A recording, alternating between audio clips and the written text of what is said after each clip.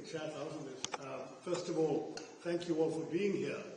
It's amazing on a Saturday night of the Memorial Day weekend that we were able to get such a star turnout, and thank you all for coming. I had a chance to say hello to many of you during the reception, but some of you I haven't, and I do want to say hello and acknowledge the gratitude of your presence here this evening.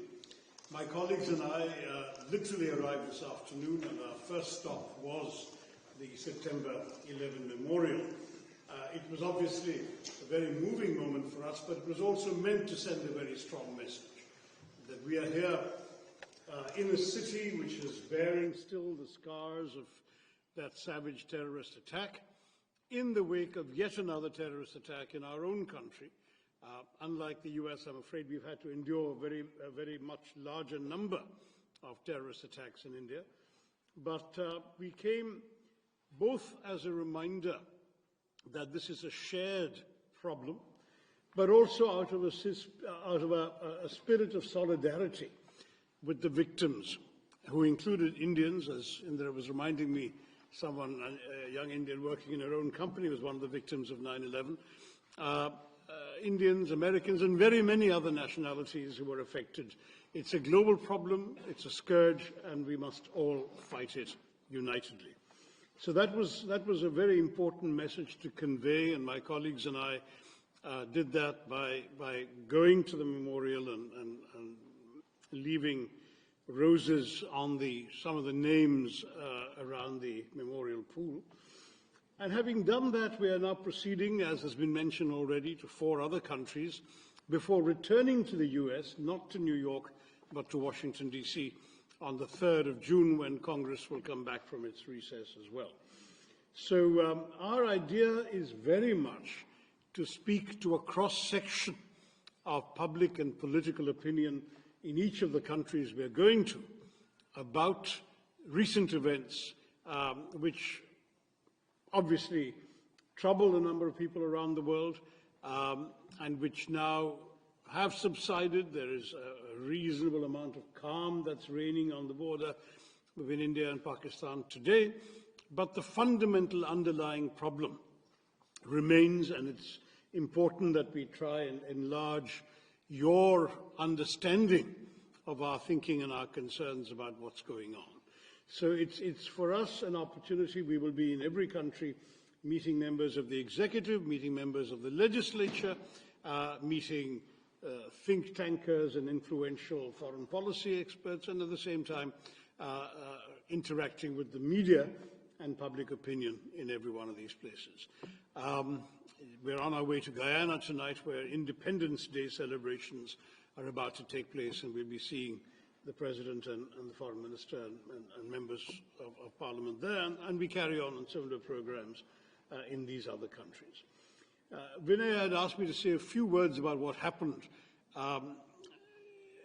By way of context, I mean, I think you're all aware that India has tried to be focused on a very different narrative from some of our neighbors. Our focus for some years now has been on being the world's fastest growing free market democracy, attempting to focus on the development of our economy, our high emphasis on technology and technological growth, and pulling large numbers of people from below the poverty line, not just into the 21st century, but into the world and the opportunities that the 21st century offers. And perhaps in that process we had allowed ourselves in some ways to be complacent may be too unkind a word, but we had not perhaps braced ourselves sufficiently for the malign influences in our neighborhood that did not want that story, that narrative to be told in an uninterrupted manner.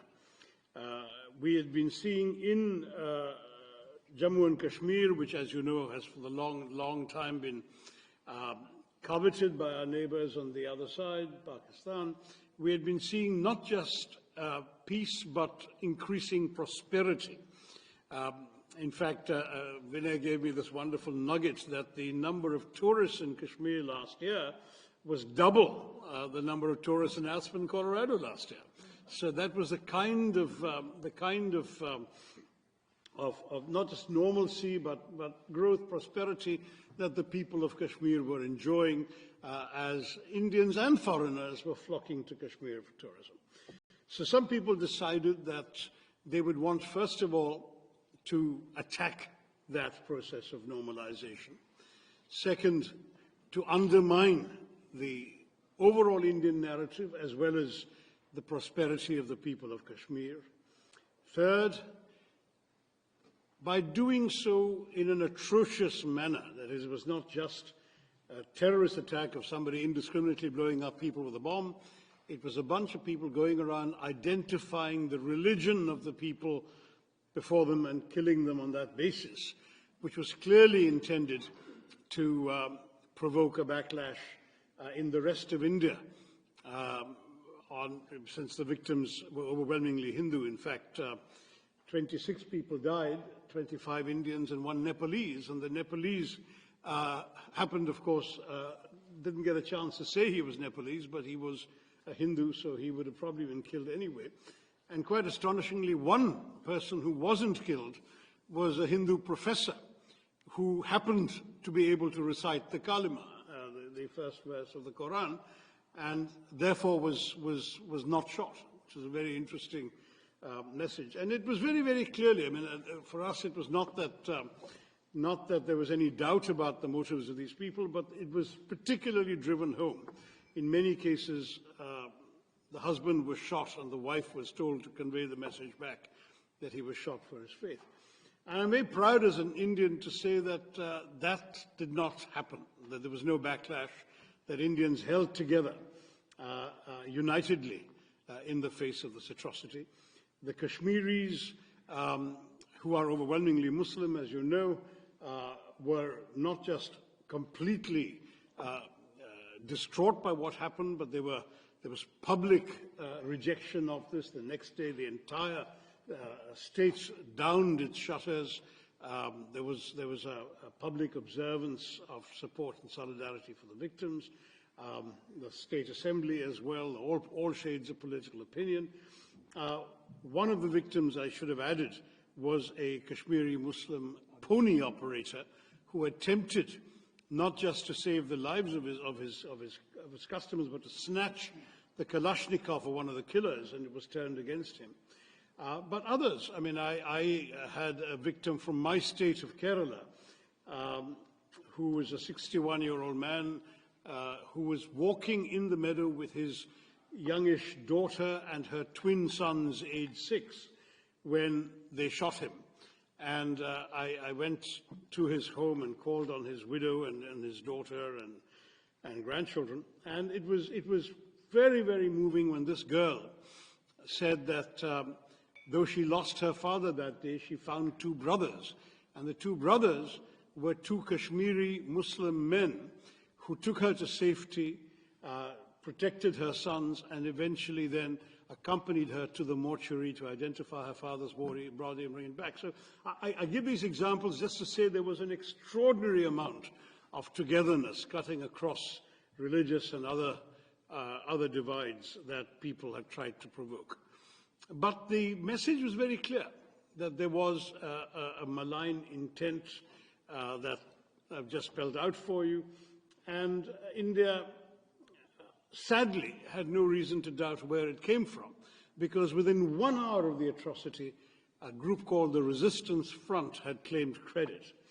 The Resistance Front was known for some years to be a frontal organization of the banned, proscribed Lashkar-e-Taiba, which is on the US designated terror list as well as the UN sanctions committees.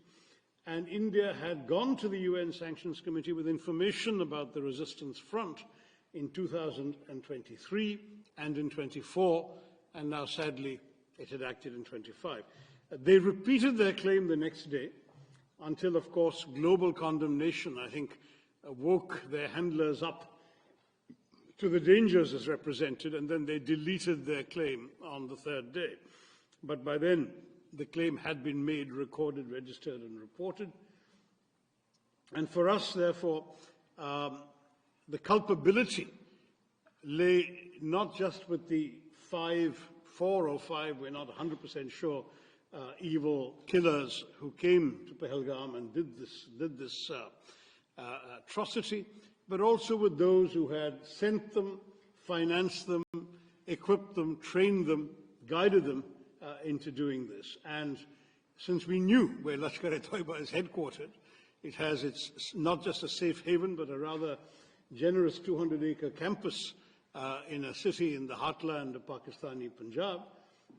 We also knew where the responsibility lay. Sadly, Pakistan chose to follow its usual path of denial. In fact, Pakistan, with the help of China, succeeded in removing a reference to the resistance front from the resolution of condemnation that was drafted in the Security Council, the press statement actually, not resolution, in the Security Council of the UN 2 days later. But though the name was not mentioned, it was, as I said, a matter of public record, and we knew what was happening. India replied immediately that we would not let this go unanswered. I don't work for the government. As you know, I work for an opposition party, but I myself authored an op-ed in one of India's leading papers, the Indian Express, within a couple of days, saying the time had come to hit hard but hit smart. And I'm pleased to say that's exactly what India did. On the night of the 6th, 7th of May, it was 6th here, it was 7th for us, at 1:05 in the morning, a time chosen deliberately to avoid any risk of too many civilians wandering about or any collateral damage, very precise and calibrated strikes took place on 9 specific known terrorist bases, headquarters and launch pads. Those included those of the Lashkar-e-Toiba in a place called Muridke, those of the Jaish-e-Mohammed, the organization that is responsible, amongst other things, for the murder of Daniel Pearl, some of you knew in New York, and others, Jaish-e-Mohammed in Bahawalpur, and in Muzaffarabad, which is in Pakistan, the Pakistani-occupied part of Kashmir, there were no less than 3 different terror organizations which had their bases there, Harkat al-Ansar, Harkat al-Mujahideen, others. And so India sent a clear message, number one, that it was not going to take terror lying down, it would answer, but equally that by delivering very precisely calculated, calibrated strikes on very specific targets, it was also sending a message that this was not meant to be the opening salvo in a protracted war, but just an act of retribution, that we were prepared to stop with that act.